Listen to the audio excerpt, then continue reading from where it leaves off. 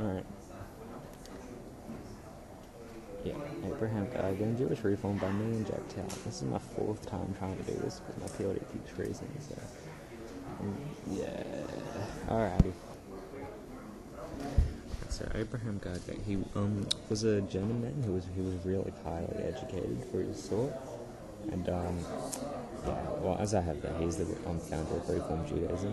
Now, he started to come about his belief in making a Reform Judaism because the modern European culture was very anti-Semitic, and he noticed that a lot of the way that the ultra-Orthodox Jews practice really didn't match the modern culture of Europe, especially with a lot of Europeans becoming really highly educated around this time.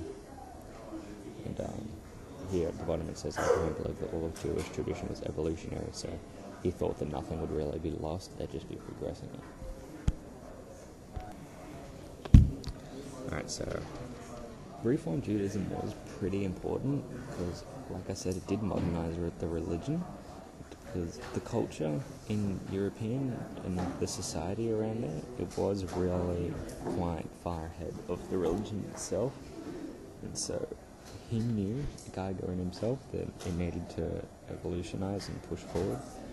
And one of the main reasons was the anti-Semitism, because this Europeans told that Jews were really ancient, really ultra-traditional.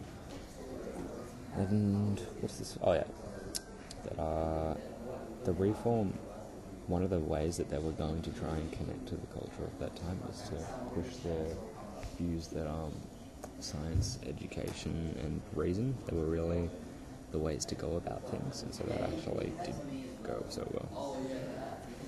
And last point is that that Geiger and his council, they got really that far in depth with trying to push for the reforms that right of circumcision was almost abolished. So that would have been awful, wouldn't it?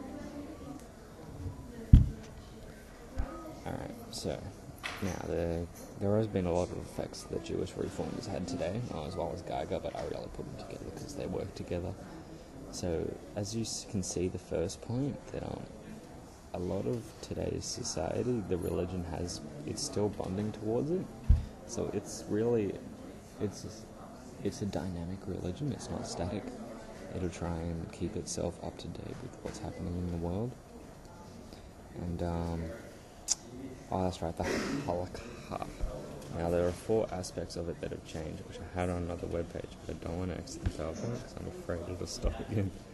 So I might just put some points into that later. But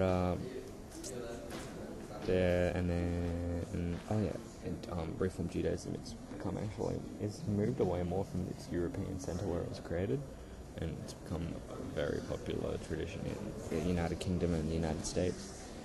And only recently, in 1970, that they moved it to Israel, into the Holy Land. And at first it was rejected, but it started to become, it has been accepted. Not as much as ultra-Orthodox, of course.